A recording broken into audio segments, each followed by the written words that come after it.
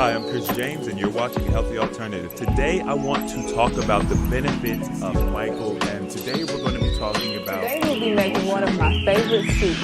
Welcome to the JR72 Challenge. I am Animated Mel, and I am your mental and wellness coach. Or, as always, perfection is not needed, but consistency. We must first lovingly accept what it is. You can't heal a body you hate.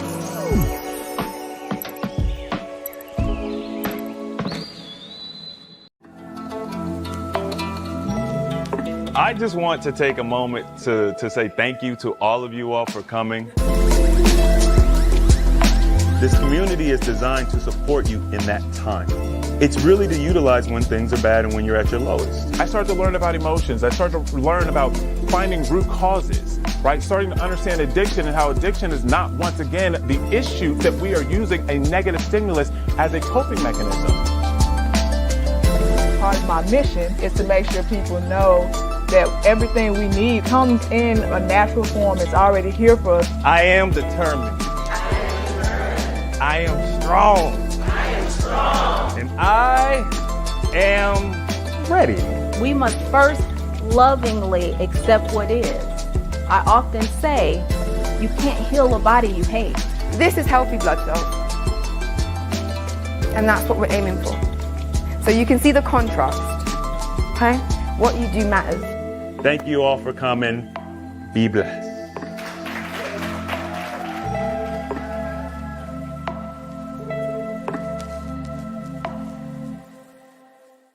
We're going to bring up your next speaker. That's going to be the wonderful, magnificent Chris James.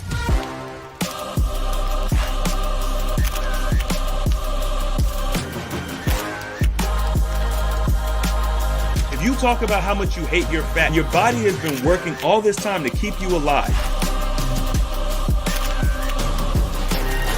I don't think anybody in my circle understands impossible.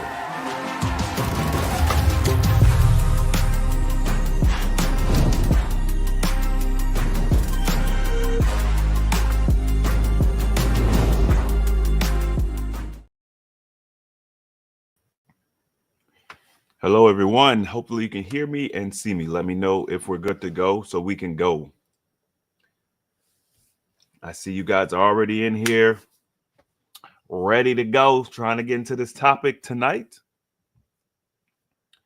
Make sure I'm sounding good, looking good, because we cannot trust technology. We have to inspect what we expect. That is what I was taught.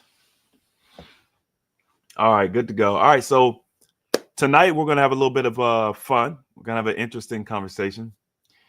My good friend, Animated Mel, sent me this video a couple weeks ago. Apparently, there is a new fat activist who I guess is stirring up a little bit of controversy. And I thought it would be fun to look at what her ideology is, her beliefs, try to kind of get a snapshot of, you know, what it is that she's doing.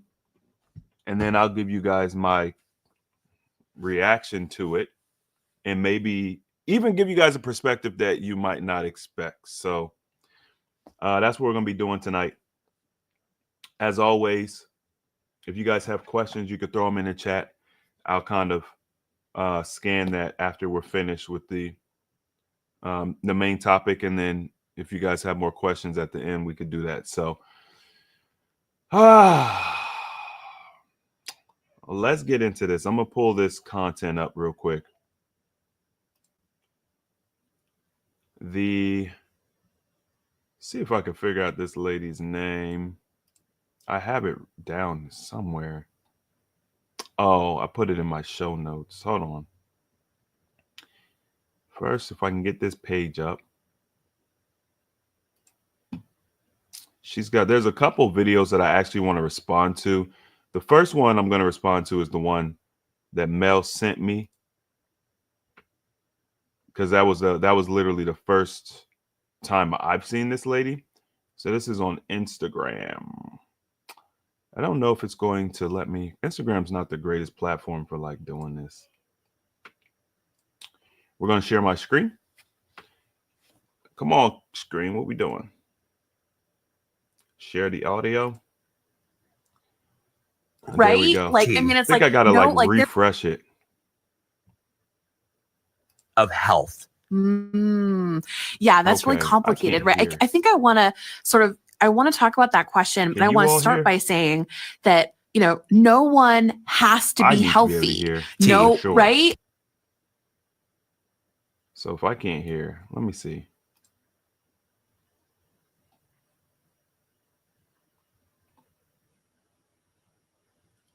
I got the link earlier. What is your definition of health? Oh, Yeah, that's really weird. complicated, I right? cannot I think hear. I want Why to can't I hear? I want to talk about that question, but I want to start by saying that, All right, y'all, give me no 1 one second. has to be healthy. No, right? Like, I mean, it's like, Something's going on no, with my like there is speaker, I no guess. governing body that's like out there putting, you know what I mean? It's Yeah. like no one owes anybody that in either the traditional sense of the word or any assuming. other more innovative or, more politicized, Okay, maybe so even you guys can version hear, of but I that word. can't So I hear. think it's important to say, like, What's going and on? I want to back up and bring in intersectionality and say, like, right, This like, is weird. look at the disabled community, right? Like, I think people with disabilities have, This is and not going to work if I activists within cannot that hear. space have consistently been saying, like, I'm never going to be your notion of healthy. That doesn't mean I don't get to be a full human. You get to treat me some kind of way, right? And so I think that I love taking that principle within disability rights to fat activism and to understandings of fatness. So I want to start there, I'll right? let Like, you all no listen matter to what it, size and you then are, you don't owe anybody I'll try to else your health. But I listen mean, on for my own and me, do it right, like again. in an ideal world where, like in an ideal world, there wouldn't be health-based gatekeeping at all. What is your definition of health? Yeah, that's really complicated, right? I think I want to talk about that question, but I want to start by saying that, no one has to be healthy. No, right? Like, I mean, it's like, no, like there is no governing body that's like out there Yeah, putting, this is you know the what I mean? beginning It's Yeah. like part, in no one case owes y'all didn't anybody hear this. that in either the traditional sense of the word or any other more innovative or, more politicized, maybe even version. Okay. You guys heard everything. I think you got the it said TT. Yeah, she's really spitting, isn't she? I'm glad everyone can hear except for me. That's weird. But I'm gonna see if I could pull this up on my phone so I can actually hear it. And then I actually, you know what? I saw it has captions. I should have just read the captions, but I want to hear it. So what I'm gonna do, y'all, since I let you all hear it, I'm gonna go ahead and play it on my phone so I can hear it because there's certain points I want to respond to. So I'm gonna go ahead and play it on my phone and maybe you can hear. Where, like, in an ideal world, there wouldn't be health-based gatekeeping at all. What is your definition of health? Yeah, that's really complicated, right? I think I want to talk about that question, but I want to start by saying that, no one has to be healthy. No, right? Like, I mean, it's like, no, like. All right. So this is really annoying.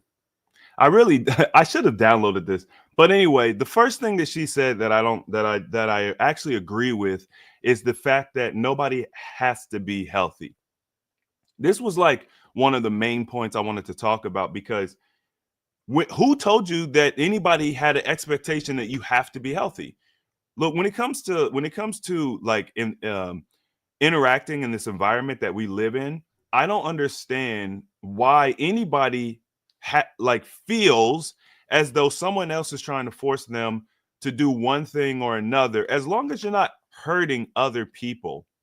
Like, as long as you're not injuring people or trying to harm people or enslave people, for the most part, no one really cares what you have going on in your life. When I say that, I'm saying that from a standpoint of society as a whole, right? You as an individual, you might have friends or family members who do care about your health. But once again, no one's trying to say you have to be healthy because no one can make you do anything. So that obviously doesn't exist. And so all right, I'll say this. I don't have a problem. If you want to be fat, you can be fat. I'm not disputing that. I think that my issue is that she's trying to encourage a large group of people to believe that that a narrative that we as a society are trying to say that they have to lose weight or whatever the case may be. They cannot be fat. And if you are not a quote unquote, I guess, small weight, or I don't healthy weight, I don't know what she's even getting at, then somehow you're being disadvantaged. Now, I want to look at the statistics, because the CDC, you know, I'm not really big on government agencies or any of their affiliates, but according to the CDC, you've got almost 42% of Americans that will be have a BMI of 30 or higher. Okay, so 30 is obese. Now, what do you consider fat? I don't know. People kind of have their own idea about fat, but obese is like the disease. So we're saying that at least 42% of Americans are in the obese range, which means that if we lower our standard and we just say, well, how many Americans are fat? We're probably well over 60%, right? Now, out of the 42% of Americans that are in the obese range, you've got 59% of women that are 20 years or older that's classified as overweight or obese. 59%, almost 60% of women in that obese range or that overweight range will be considered obese. 59%. So here's the thing. You know, she talks a little bit about I'm gonna see if I pull up another video, because this is the one I really wanted to respond to, but I'm gonna pull up another video. But she talks about how women are kind of targeted with this rhetoric, this idea of losing weight and things of that nature. And I think I mean, women are the largest consumers in America. Okay. And so there's a lot of companies. I mean, it's just like business. It's capitalism. If you have 60% of women that are going to be interested in some type of weight loss or whatever, then yeah, they're going to be kind of targeted by those campaigns. But that's just logical. Now, I'm gonna move on to the next video, because for whatever reason I cannot get the sound to play on this. I don't know why. Maybe I'll get it later. But I'm gonna move on to the next video, which is, hopefully I can hear the sound on this. I don't even know if I'm going to be able to hear the sound on this. What's going on with my sound? What are they doing tonight, man? Let's see if I can get this YouTube video going, because I really want to respond directly to her. If you're like many Okay, I'm gonna play a little bit of this. Let me know if you guys can hear this.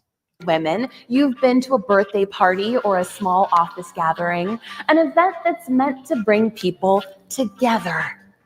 There's swinging tunes, some adult beverages, and good convo. And then it comes time to cut the cake. And some. Can y'all hear that? Let me know in the chat if y'all can hear that, please. This one's a little longer, and it's not really the main focal point, but all right, cool. I'm gonna go ahead. So basically where we're at right now is she's telling a story of people, maybe in like an office setting or whatever. It's a birthday party, a party, whatever, and they're about to have cake. And this is I think what she makes up in her mind when she's thinking about these ideas around this fat activism. Someone decides to ruin everything. Oh my God, that slice is huge. That slice is bigger than Beyonce's paycheck. Can you cut me half of that? A cake-related fat-phobic incident, or CRFI, is that moment when it's time to eat delicious cake and it's interrupted by a moralizing impulse. Inevitably, there's always someone at the party who has to declare publicly that their slice is too large, and that the person who's cutting the cake, almost invariably a woman, must do some disproportionate amount of labor in order to accommodate their need to feel superior. Right. So this is my thing. I don't understand. Like, I don't understand. I don't get it. Like, what are we doing here? If we're at an office gathering and there's cake and someone's cutting slices of cake and someone doesn't want, like, the piece is too big, cut it in half, whatever. Who cares? That has nothing. See, this is the problem. It's projecting. It's like she's projecting on other people.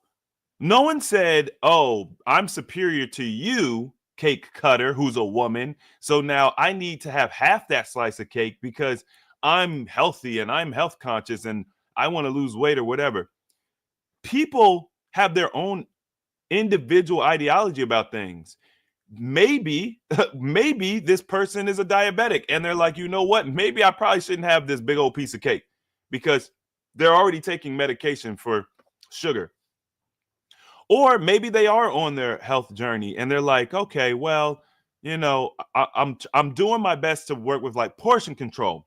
So instead of wanting to eat the whole thing, I'm going to try to cut back and eat half portions of like, you know, toxic food. This is not a representation of how they feel about you as the person cutting the cake or anything. Like, that's the thing about these activists and people with these ideologies.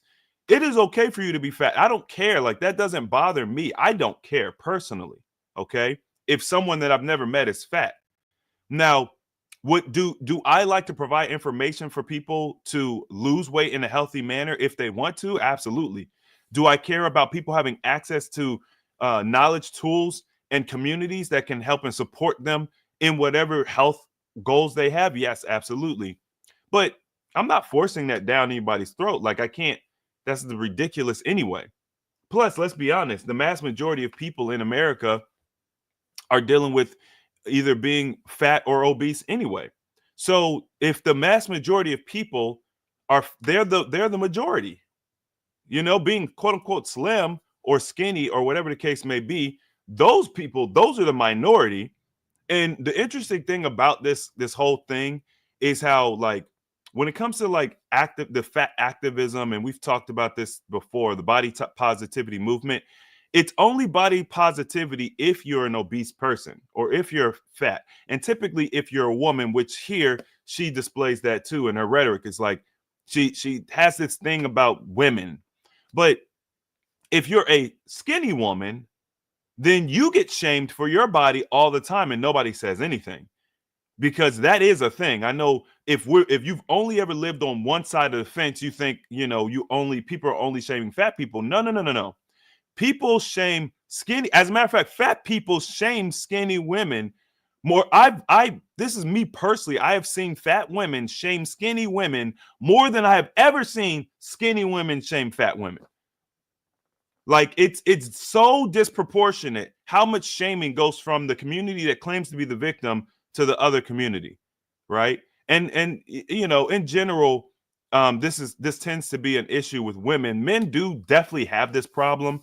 I think we don't vocalize it as much. And then if I had to be honest, I would say with men, it's the reverse, where skinny men are more likely to shame fat men, but it just is not as prevalent, period. Like, we just don't do it nearly as much. So my problem with all of this is just the simple fact that we're not having a conversation based in truth and honesty.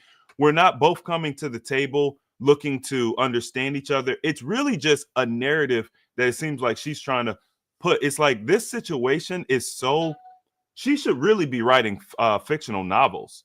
Like, she should be writing fantasies or something, because that's what this is. But we're gonna keep going just in case. I think there's something else she said in here that I wanted to address. Let's take a look. Can you do a little bit, just like, Can you like scrape all the frosting off and cut it in half and give me 2 forks, because I'm sharing. small, like a little bit more, like tiny, no, like less than what you're smaller, please. Could you just cut my piece into 12 equal symmetrical little pieces and put each one into a tiny little Tupperware so that I can have a bite for each month of 2018? Thanks. Smaller. Let's take a step back and view what's happening through a critical feminist lens.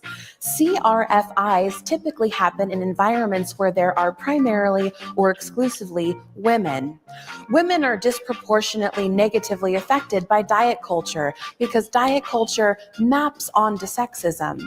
Like many parts of diet culture, there is a significant performance component. You have to show others that you are being good.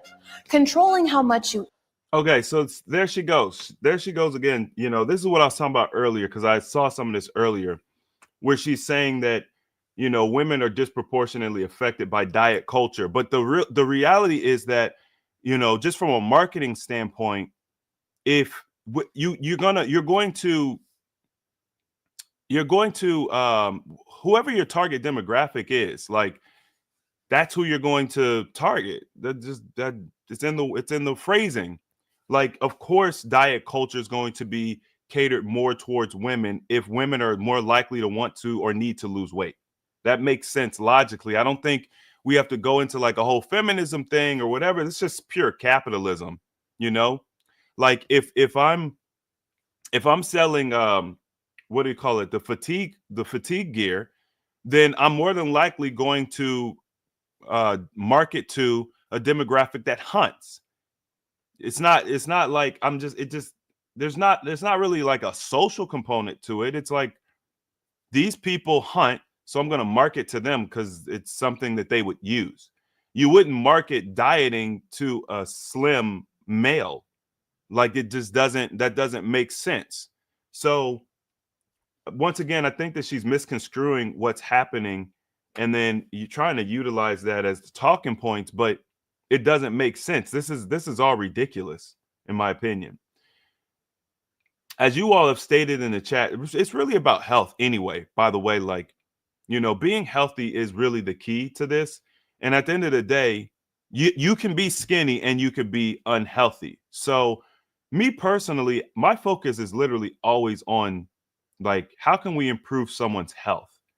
One thing I think I've told you guys before, Coach Shell, when I met her, she's slim now, right?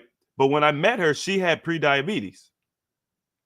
So it had nothing to do with her size. She's always been slim. She was slim when I met her. She's slim now. The difference is she had pre-diabetes when I met her. She doesn't have pre-diabetes now. Okay. Now, one thing, and this is one thing I do want to say, because a lot of people tell me this. Being obese is a disease. So you cannot be healthy and be obese. That's just something we need to come to terms with. You know, do you have to be quote unquote slim to be healthy? No, right? But also, you can't be healthy and be obese. So I'm saying, like, just because you're slim, it doesn't mean you're healthy. But if you're obese, you're definitely not healthy. There's no ifs, ands, or buts about that, because obesity is a disease. It's no different from diabetes. If you have diabetes, you cannot say, and I hear this all the time, that's why I'm saying this. If you have diabetes, you cannot say I'm healthy except for the diabetes. No, you're unhealthy. And also, we have to remember the body is, it works in a synergistic manner. So I know in modern medicine, they try to compartmentalize disease. Oh, you have a brain disease, you have a heart disease, you have a, you know, something going on down here, down there, whatever. If you have a toe fungus, and you go, I don't know what doctor or whatever you go to for a toe fungus. If you go to whoever the doctor is for the toe fungus, they're going to tell you, a podiatrist or something like that. Is that what that's called? I don't know. But they're going to tell you, oh, it's a localized thing, toe fungus, you know, we'll handle that. You could literally say, I mean, I'm healthy. I just have this toe fungus. But I'm saying, from my point of view, from my ideology, no, you're not healthy because you have the toe fungus. Meaning, it's not just something wrong with your toe. That is a systemic issue that is presenting itself as a fungus in your toe. So when Stephen was nearly 400 pounds, actually, when my brother Stephen was, I want to say it was like preteens. He was probably preteens. He probably was maybe 10 or so. He started developing a fungus, a toe fungus. Now, at the time, he wasn't 400 pounds, but he was probably, at 10 years old. I don't know. I don't know what a 10-year-old's supposed to be. But he was a little bit chunkier, nothing crazy. You wouldn't look at him and be like, oh, he's fat or he's overweight. He's just chunky. He was bigger than some of the rest of us. And that was no big deal. He ran a lot, he played a lot, and maybe he was strong, maybe it was muscle. But then over time, as he got older, he went through teens and young adulthood, and then started moving towards quote unquote middle age. Then the issue with his toes, it never went away. I think it got progressively worse to a certain point. But then now he's 400 pounds and he's still got the toe fungus and all that stuff, right? So then we start doing the dietary strategy. We start doing the fasting. We start, increasing water and just all the stuff that we were teaching and talking about, nearly 8 years ago. And he loses the weight, right? Like he gets down, I want to say he loses like 140 something pounds. And we do like an interview together, which many of you all have seen. But right around that time, his toe fungus went away, right? Now, it just so happens that my dad, he had gotten remarried. He had been remarried at that point. And his current wife, her ex-husband, I think was one of these doctors that like worked on toes. That's like what he does. And they pretty much was like, there's a surgery you could do to remove the toenail, clean the fungus out, bada bing, but it could come back, right? My brother, because he changed his internal environment, because he changed his habits and his improved his lifestyle, it went away without surgery and it never came back. And that is a result of holistic healing. It's a holistic approach. Okay. So when you try to compartmentalize things, you really don't get the best outcomes, because at the end of the day, you're trying to spot treat. And we actually do this with our weight loss as well. Now, recently, I've been telling you guys that there's a tool that you could use. It's called a caster pack to help spot treat.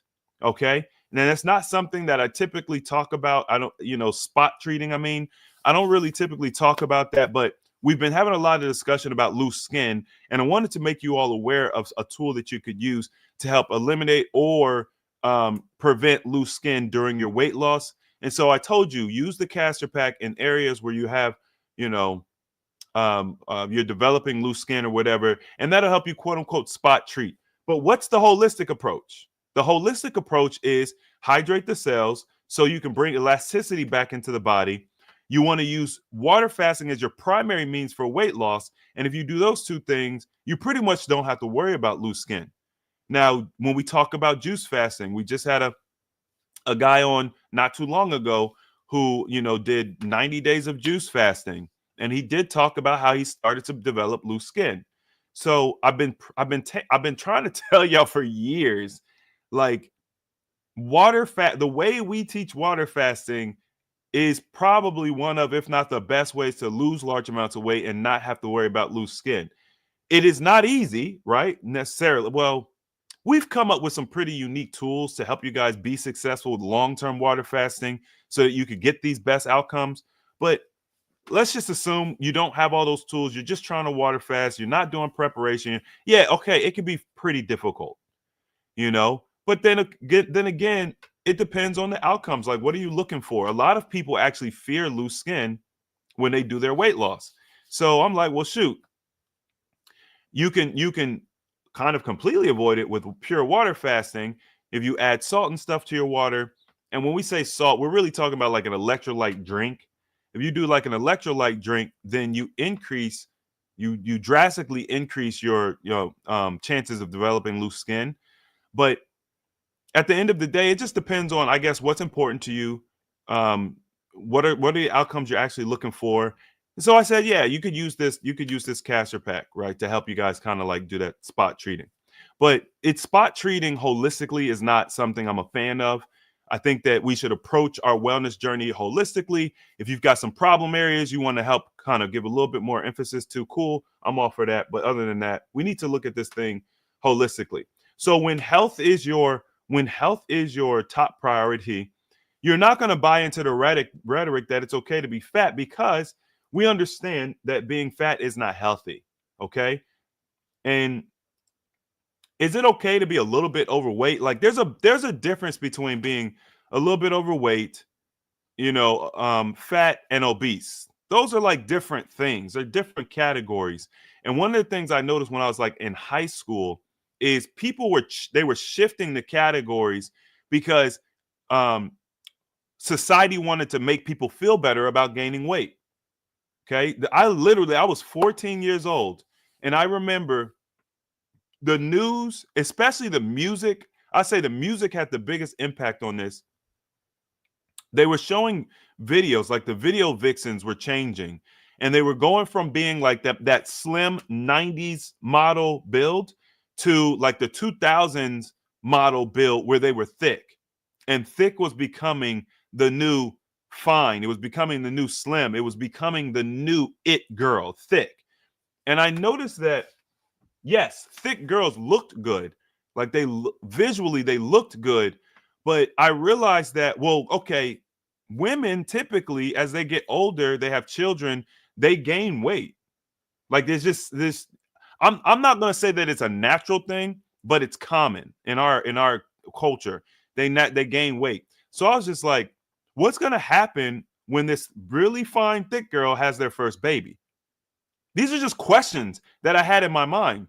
And then I started to realize that thick was so now fat, what you would consider to be fat, someone who was fat, they became thick. And so then what was considered to be obese or whatever kind of became fat. And then what was considered to be ultra obese became obese. Like everything shifted down, if that makes sense. I don't know if I'm explaining myself well, but like the way that we looked at people, it all shifted down, so that basically slim girls were slim or average built girls became skinny. The thick girls became average, right? The average girl became the slim girls, and it kind of all just shifted down. So now we're at a place now where we're protecting people. We're protecting people based on their weight, the category they're in. I don't even know what's going on, to be honest with you, when we're listening to this. Now, here's the thing about this fat activist. I personally don't believe that she's genuine. And if she is genuine, I think that the problem here is something mental. And I know that probably that sounds bad or whatever to say, but I mean, I'm just keeping it a buck. I think that she's suffering from some type of trauma mentally, or she has some type of mental issue going on, where she perceives the world in a her perspective on the world is not rooted in reality. It's delusion. And I think when we don't look at these types of people, if we don't look at them in the right light, like she really needs some form of therapy. Because it is fine for you to be fat. Like that's fine if you genuinely want to be that. But when you're delusional and you think that the world is against you because you're fat and you're being targeted and all of this stuff, it's like, where do you get that from? Most people are fat. The majority of people get catered to, in this world. That's usually how it works. I mean, I'm not saying it happens like that every single time, but it's usually the majority of people are going to get pandered to, or kind of ruled. The majority rules, I will say. And there's different ways to look at that. There's definitely different ways to look at that. But I don't know. It just seems like something's not clicking up there. So anyway, I think that if you want to adopt that ideology, just understand exactly what it means. Because if you stay fat, there's a certain amount of there's a kind of an expectation out of quality of life that you have to have. And I know you guys know what I'm talking about. So like when I was talking earlier about the thick girls, one of the things the thick girls used to tell me is like, yeah, Chris, you know, everybody loves this thick body, but they don't talk about how your thighs rub together, right? Your thighs rub together and they chafe, and it gets very uncomfortable. It gets very irritated, you know. It's like little things about being thick or being that vision of what people think is attractive for the actual person that's experiencing that. It's not all this cracked up to be. It's difficult when you have all the extra weight going up and down stairs. My grandmother actually, not my most recent grandmother that passed, but my father's mother, she was obese, and I never saw her slim. She never made health changes. She never ate healthy. I never even saw that woman eat a salad. Okay. So she was obese. She died, in my opinion, she died early. A lot of people think dying in your 70s is normal. That's fine. Da, da, da, da. I don't think that. I think dying in your 70s is early. But she was obese, you know, and so she couldn't, like, it. I at the time, you know, I don't know, 6, 7, 8, 9, 10, 11 years old. I don't really understand. She would avoid steps. I didn't get it. Like, I didn't get it. I just did not. I remember her talking about how she wasn't doing steps, but I didn't really understand. And it wasn't my life. It didn't affect me. So I didn't really ask questions and things of that nature. But essentially, she had to change. She had to alter how she interacted in this world because she had been obese for so long. Her knees and her joints and everything were so worn out. It was so painful for her to go up and down steps. And it took her so long, and it was dangerous because if she falls, especially at her age, going up and down a tall flight of steps, bro, it's a wrap. She's going to end up in the hospital with broken bones. And this is like, when I say like she passed in her 70s, I mean, but from the time I remember her, she's been like this. So this is in her early 60s when I very first remember her complaining about steps. She even lived in a house. There was it was like it was like a little trailer. It was a house, but it was really no bigger than like a trailer, but it was a house. It had a basement and everything. It was just a very small house. And there was only like 2 steps to go up and get in that house. But she even had trouble getting in the van. My dad bought a van back in the day when he had all these little children running around. He had bought a van. And I remember how much work and effort it was to get her up in the van. So in my lifetime, I saw her suffer just because of her obesity, not because of any specific disease. Okay, she did end up getting dementia and passing away, and I think that's what killed her. But there wasn't any specific disease besides her weight that I was aware of, right, that she would kind of moan about that impeded her quality of life. And I saw how poor her quality of life was, you know? And look, at the end of the day, if you understand all that, you're like, hey, Chris, I'm fat. I want to be fat. I don't have no problem with it. I feel like I look weird and sick when I'm slim or whatever. That's fine. And if you understand that your quality of life is going to be greatly diminished as you get older because of that weight, that's fine. If you understand that your potential for, you know, having knee replacement surgery and things of that nature goes up exponentially, that's fine. Like if you know that you're going to end up curled over, you know, have all kind of back problems and stuff like that, that's fine. It's just you need to know what you're actually signing up for. This is not just aesthetics. There's nothing healthy about being overweight. And especially as you get older and your body starts to lose its youthfulness. See, the thing we forget as young people, you think, okay, I'm fat, but like it's not really a big deal. Like it doesn't really impact. I'm doing everything.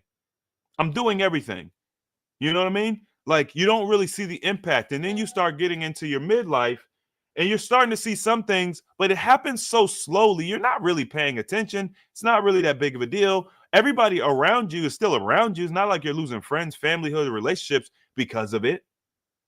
Because all these people are either in the same boat or they're just used to you being that way. That's just you. Okay. So because we don't really see that impact, we kind of let it go. Then as you start getting up there in age, right, which once again, I don't see 60 as up there in age. I just don't.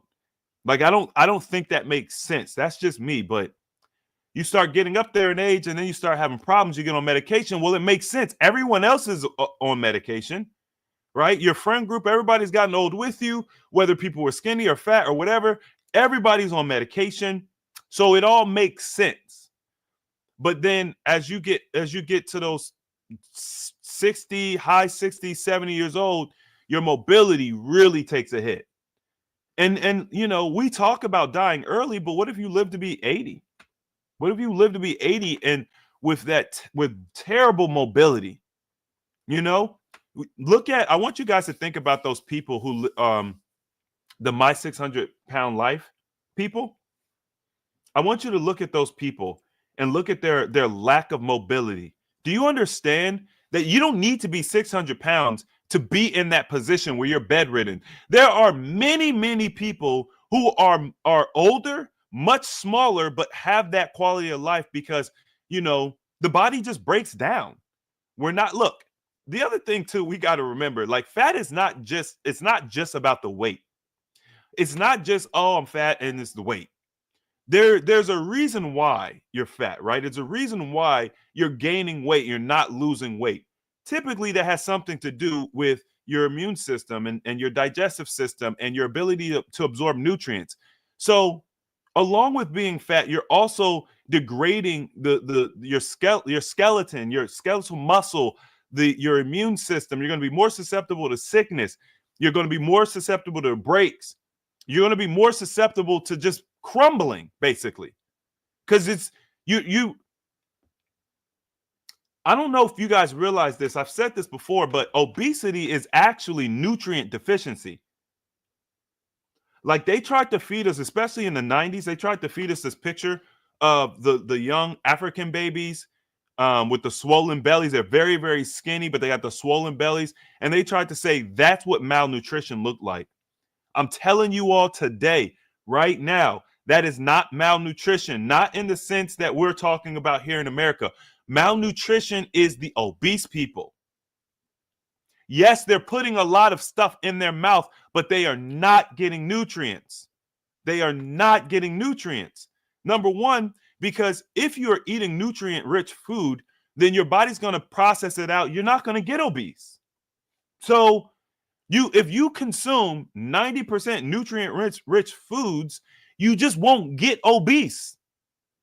Okay, that's why when you could go and look at images of America, you know, 100 years ago, and nobody was obese. We didn't have the plants, the manufacturing plants. We didn't have the grocery stores in the capacity we do now. We didn't have bagged foods and packaged foods and canned foods in the capacity we have now. And the stuff that did exist was way healthier, less preservatives, less artificial dyes and colors, less everything, right? So it was a higher quality of food. You got more nutrients from the food, especially from your fresh produce. The majority of people had gardens or farms, and the soil was healthier.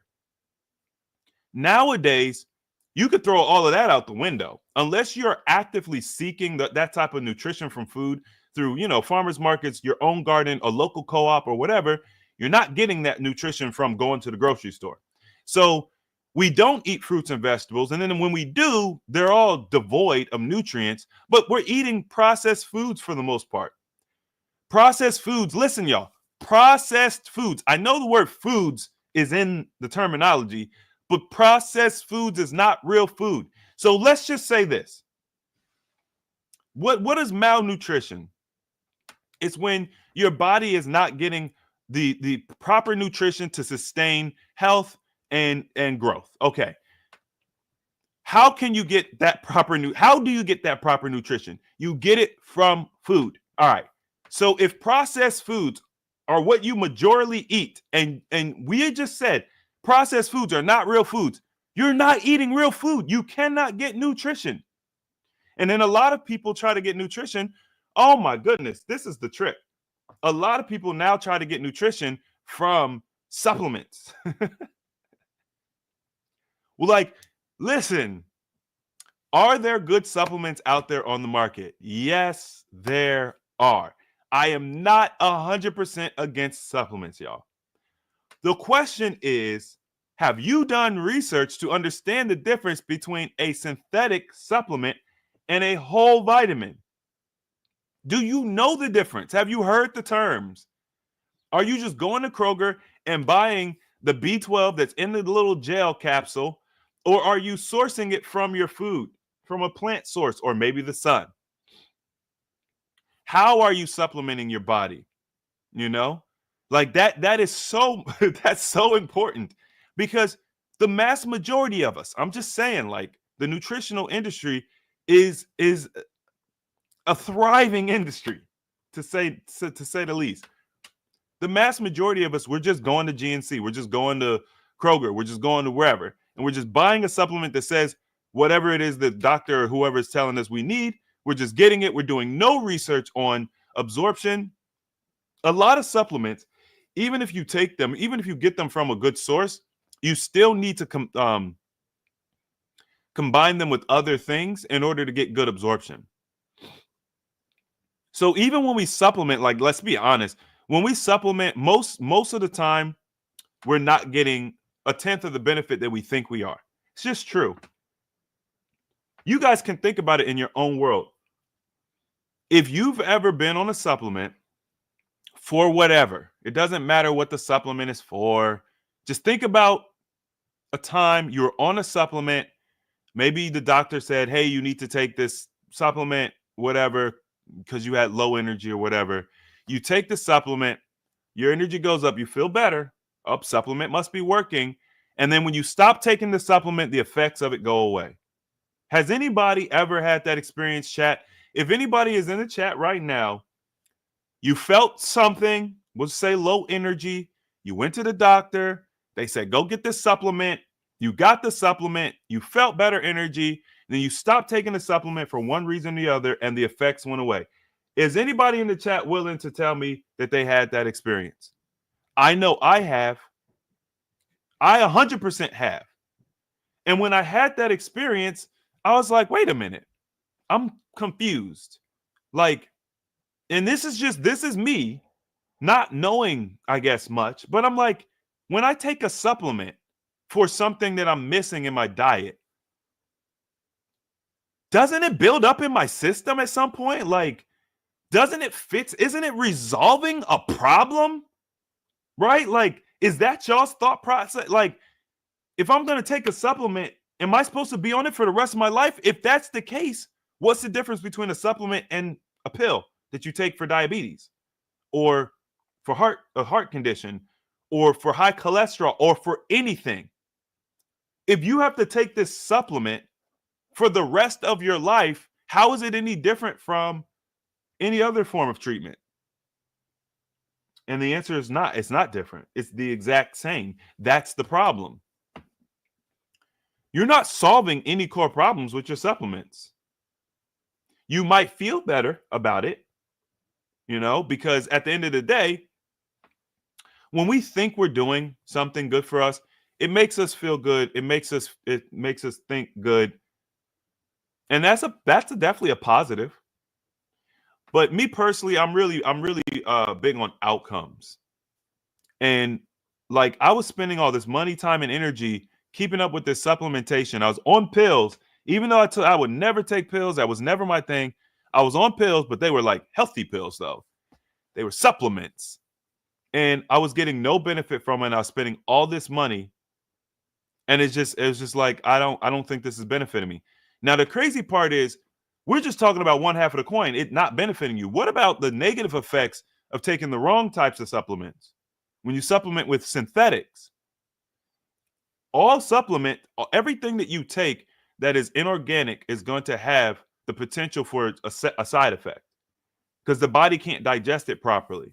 So we have a lot of people running around with gallstones. A lot of people running around with gallstones. Do you guys know where gallstones come from?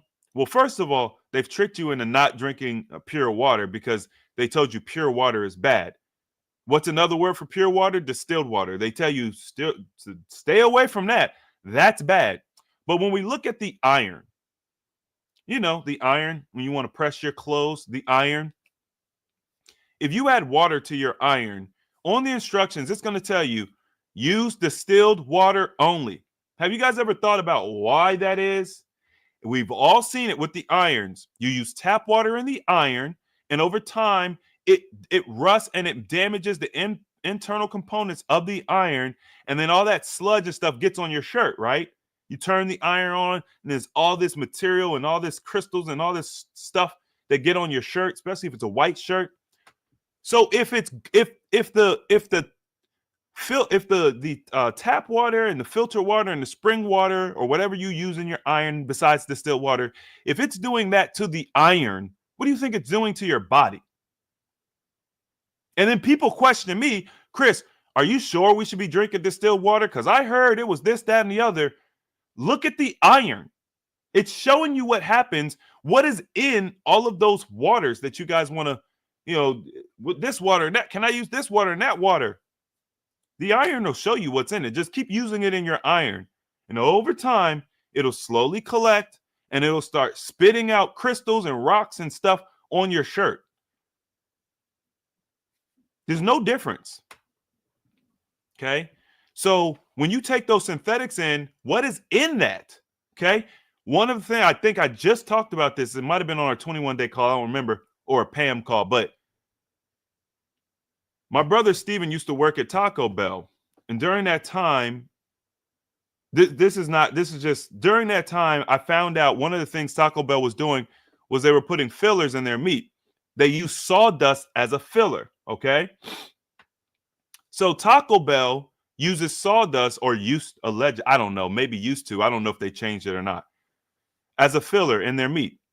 Sawdust, like actual sawdust, like wood, okay, from a tree. What do you think is going in your synthetic vitamins? What do you think is going in your cereal when they fortify your cereal with iron? What do you think that is? You think that's the iron you get from a plant? No. No. Just the same way they're putting sawdust in the ground beef, they're putting iron shavings in your cereal, and those same types of fillers are going in the very vitamins that you're taking to be healthy. So you think you're ahead of the game. You're like, I'm going to take vitamins to make myself more healthy, and they're putting fillers in your vitamins that are clogging your system up. Not on any scale that you'll ever be able to tell in a short period of time. But over time, you've been taking these vitamins 1 year, 5 years, 10 years. It starts to build up in your system. And unbeknownst to you, you're developing stones and crystals. And the crazy thing about it is you'll never even be able to tie it back to those companies, those synthetic vitamins. You'll never even tie it back. You're none the wiser. You've been taking this for 10 years. It can't possibly be because of that. But the reality is that's exactly what it's from. It's from the ultra processed foods, the vitamins, the any of the supplements, any of the stuff that we're taking, the synthetic stuff we're taking.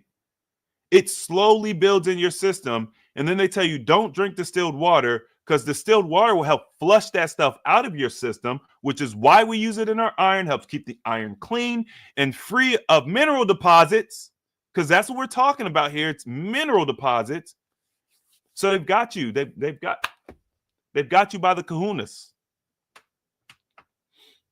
Isn't that crazy? It's a sick system. And then they send out these fat activists to convince you that you're on the right path. Look, if you want to be fat, I do not have a problem with that. And as a matter of fact, I think the mass majority of people will agree. Now, there are going to be a small subset of people that are going to be disgusted with you because you're fat. Well, guess what? There's a small subset of people that are disgusted with slim people because they're slim. There's a small subset of people that are disgusted with someone because of the color of their skin. You'll never get rid of that 100%. But to say like this is the society that we're in and they're doing this and then that, no. So anybody out there that is on the fence about, is it healthy to be fat? Is it okay to be fat?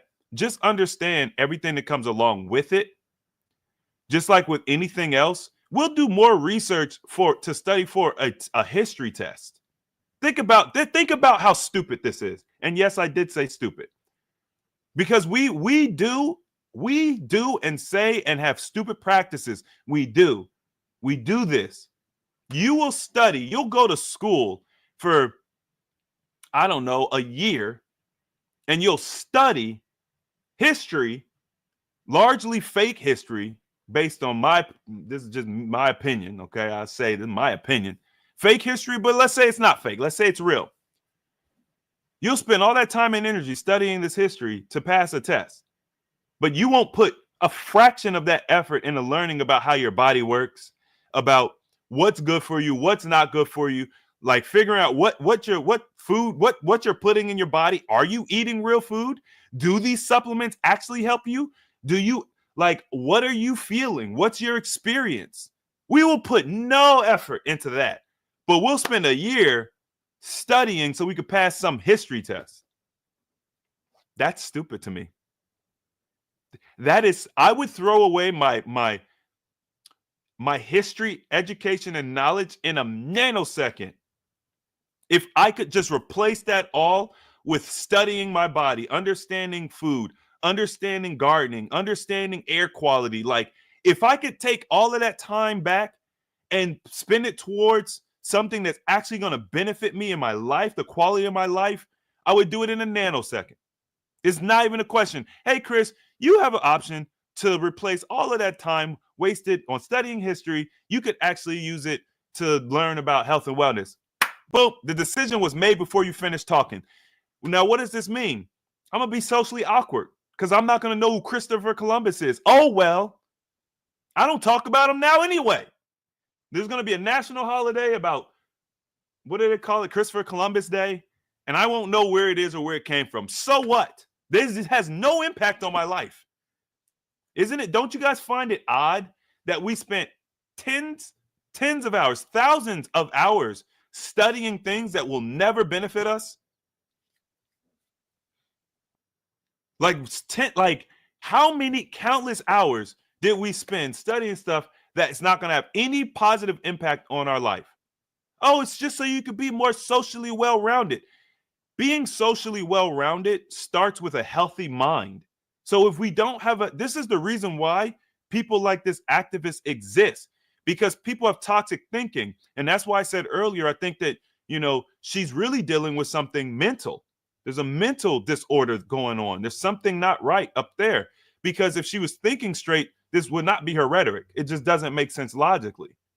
Why are we fighting for something that we know is unhealthy?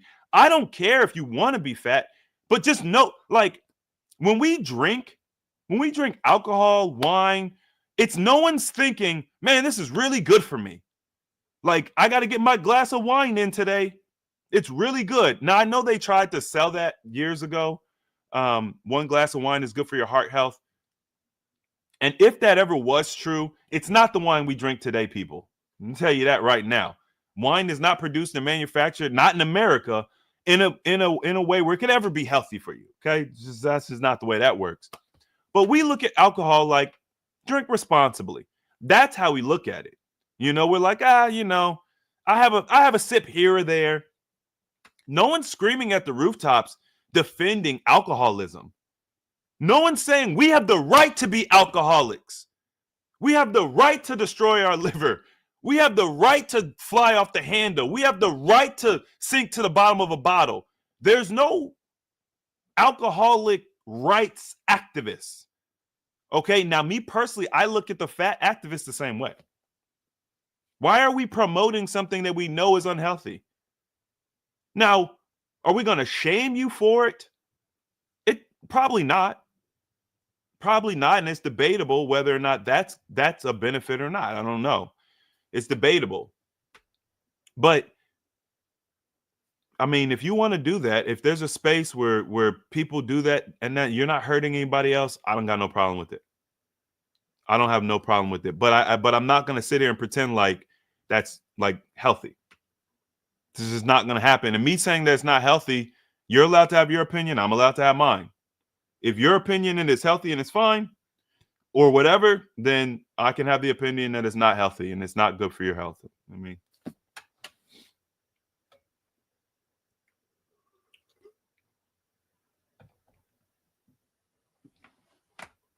all right, so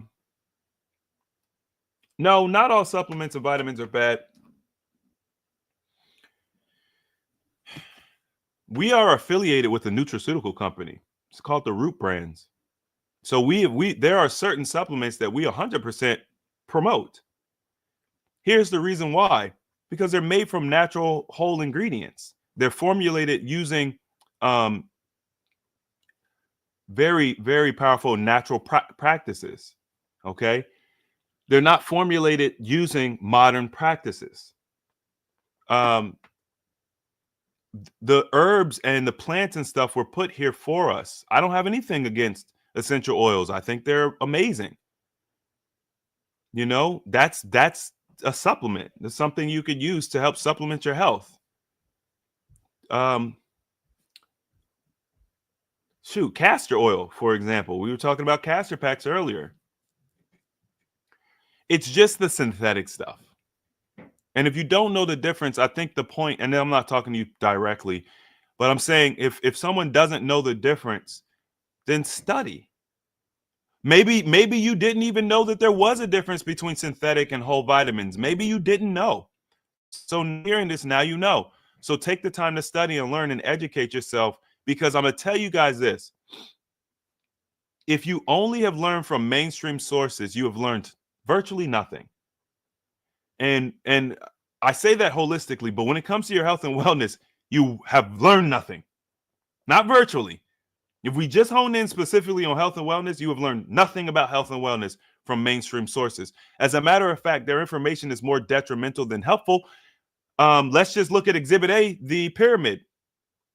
Okay, y'all remember the health pyramid from the 90s? Come on now. I know most of my audience remembers the 90s. Stop playing with me.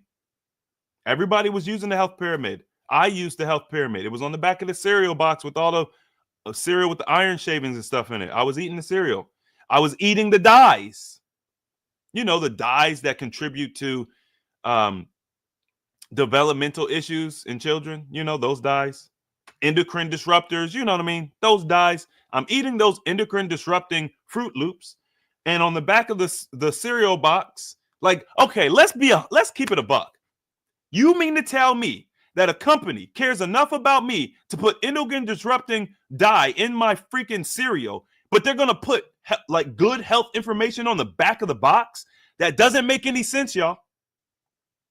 Like, that doesn't make any sense. If I'm for you, I'm for you. If I'm against you, I'm against you. I'm not going to do something good for you just to do something bad for you. There is consistency and congruency in their actions. They are against you. They have been against you from the moment this country was founded, I guess. I don't know. As long as I've been born. Like, why do we have to fight to get toxic stuff out of our food? Does that make any sense?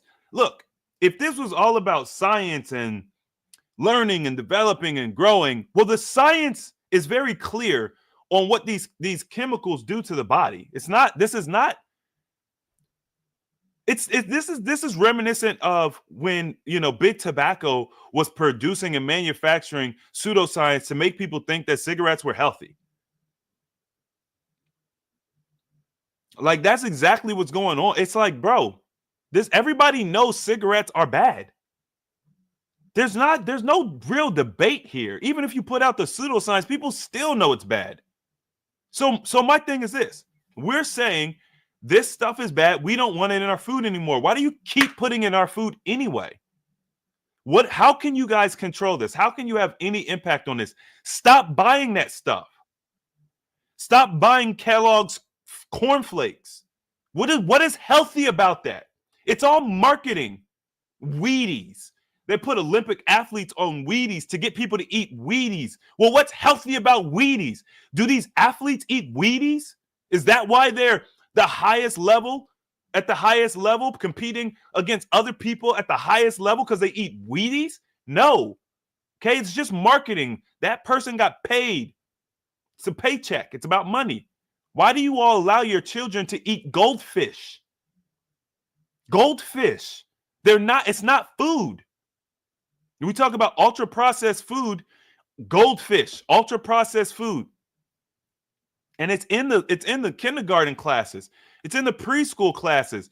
It's marketed to children. When you go into the grocery store, the shelves that this stuff sits on are low to the ground for children to see.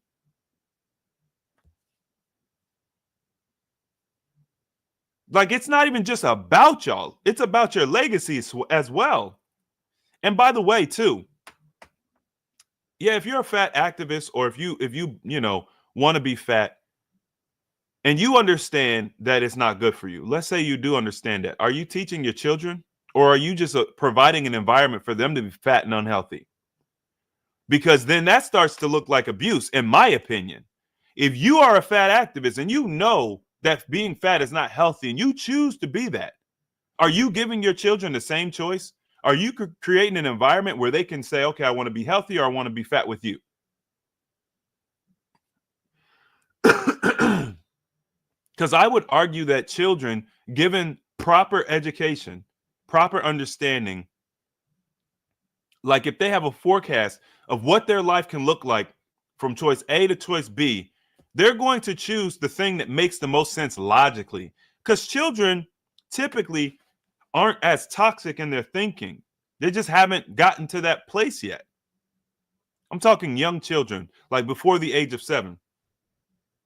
If you tell a 4 or 5-year-old, hey, you can eat healthy fruits and vegetables, you could drink water, you can have natural products that you make from scratch, and you can have different things, and you'll live a long, healthy life free of disease. You'll have your mental faculties. You'll be less susceptible to colds, and just run, boom, boom, boom, boom, boom. Right? So that's option A. Or you can eat this cheese pizza, these chicken nuggets, this ice cream, drink this soda, drink these chips, eat the Fruit Loops, and you'll develop developmental disorders. You'll deal with constipation. You'll deal with skin acne. Your teeth will rot quicker. Your hair will fall out quickly. You'll forget things, and you'll probably die early. Like, if you tell children, these are your 2 options, which one do you want? They're always going to the first option, the more reasonable option. Children are super reasonable. It's only adults that have been indoctrinated for so long, so many years, that we can't, that pizza sure does sound good. Like, think about it like this. If a child's never even had pizza, that doesn't even weigh on them. And we talk about how children they're picky eaters, and my children will only eat this, and my children will only eat that. Your children can only eat what you gave them. That's the only thing your children can eat. Last time I checked, children don't have jobs. They don't make money. It's like illegal in the traditional sense, right? They can't go to Kroger and apply and get a job and work. And so they only eat what you provide them. So the question is, what have you been providing them? Yeah, that responsibility is crazy, isn't it? Yep, it's a hard truth. I cook 2 separate meals, 1 meal for me, 1 for my son. I have to find some healthy alternatives for my 10-year-old child. So here's the thing. If you have been feeding your children traditional foods, right? We just assume you're in America, you have a traditional diet for your son. You're learning that, these traditional foods are toxic, and you're seeing the outcomes of eating them over, 40, 50 years, whatever. Start having that conversation. Children are not as oblivious and unaware as you think. Have the conversation. Start educating them. And I know this might be a culture shock for them. They might not have ever got this from you before, but guess what? The beauty of quote unquote aging is in growth and development. And this is me personally. Like, I'm forever a student. And I think that's beautiful. I think when we stop learning, we begin the death process. And you might not get through to them the first time, but remember this. You're planting a seed.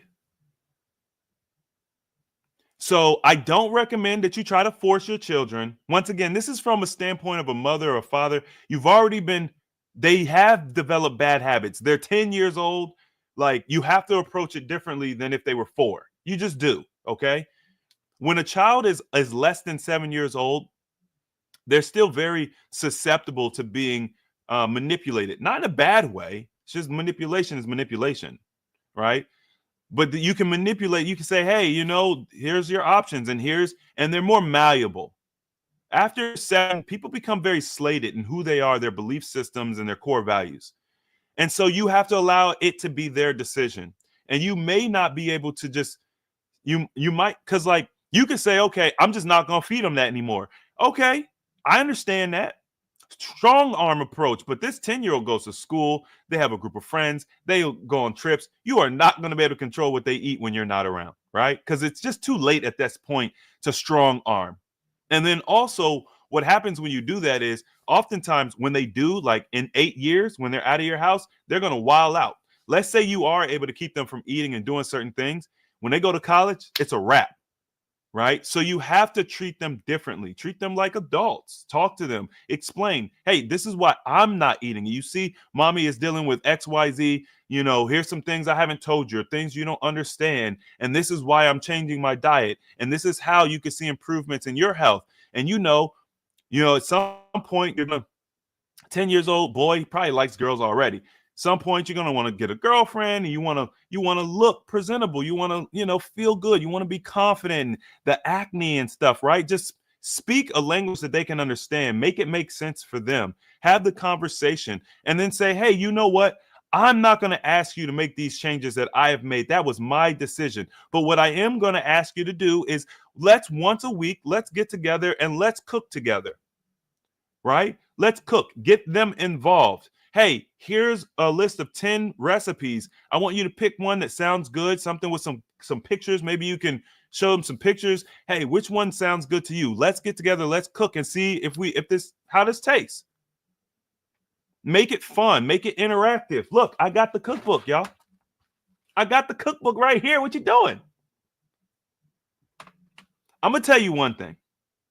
This, to me, is visually appealing. When I was 10, if you would have said, we're going to have this for dinner, I would have been excited. It's colorful. It's vibrant. It does, looks, the quinoa looks a little weird. I might have been like, what are those little dots on there? Oh, that's quinoa. It's like rice. Oh, okay. You sprinkle them cranberries in there. Man, I'm sold. Children are easy. They just want something that tastes good. Okay. So it's a little more work, but you could do it. You could definitely do it. As a matter of fact, I'm going to put the link for the cookbook because, we got the pre-sales going right now. But I already ordered, just so y'all know, I already ordered all the pre-sales. They're on the way. They'll be shipping out next week. I ordered a few extra. So if you guys want some from the first batch, I've probably got like 15 extra.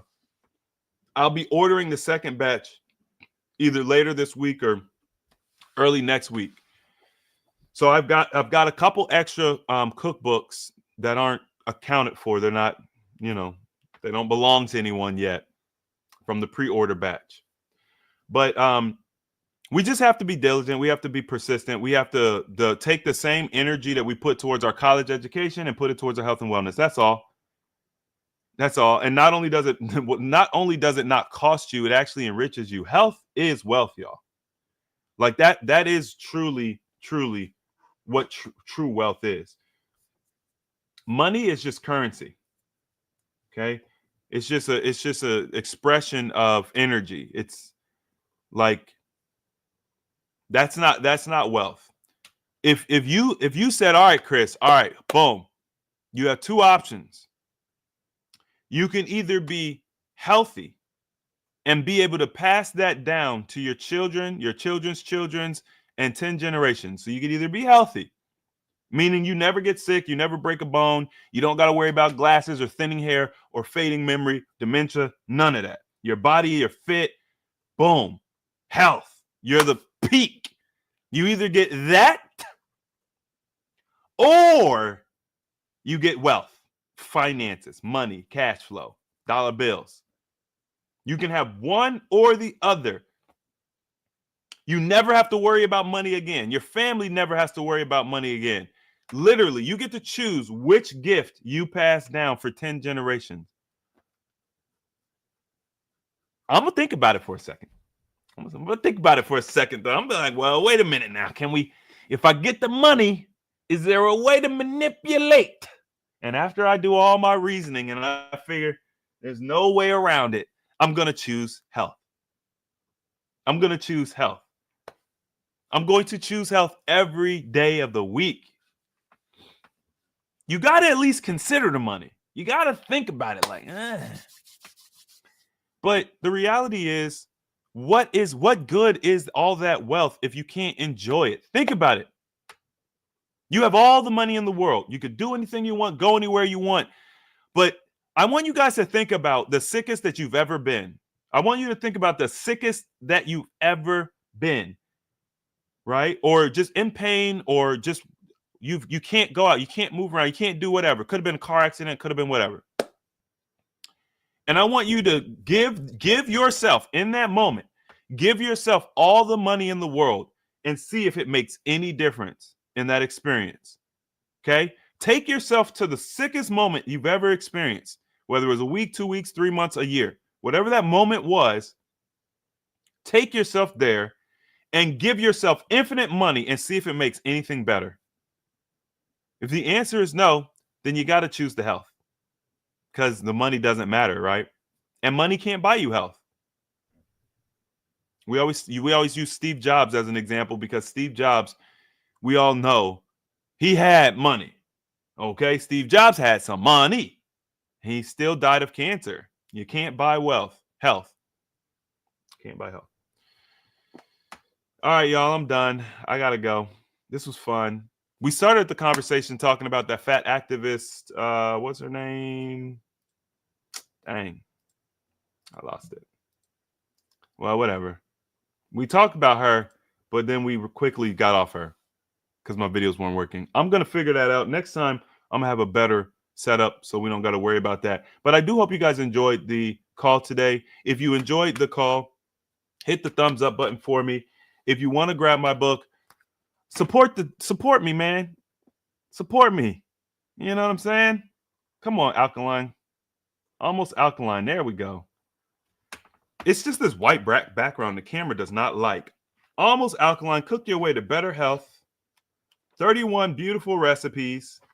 I got the pictures all professionally done. We got the cornbread in here. We got the creamy Brussels sprouts. Look at this. Creamy Brussels sprouts in a cast iron. That's how I like to make mine. We got the tomato soup. I put one of my special recipes in here. I actually put this recipe out before and you guys didn't like it because you said it was too much work. I don't know where it is. It is my smoked mushroom pasta. Here it is. My smoked mushroom pasta. Now mine looks a little bit more creamy, but it's all good. I really like the way she did the mushrooms on here. They're beautiful. You literally take the mushrooms outside, put them on a grill, and you smoke them. You don't have to do it. I know everybody complained to me about it, but if you do it, it's so worth it. It's so delicious to have that smoked flavor in your mushrooms. That's all I got. I'll be back again later on this week. I hope you guys enjoy the rest of your week, whatever. It's cold out here in Dallas. I moved to Dallas to get away from the cold, but it's still cold. It's not as cold as other places. Thank you all. I'm out of here.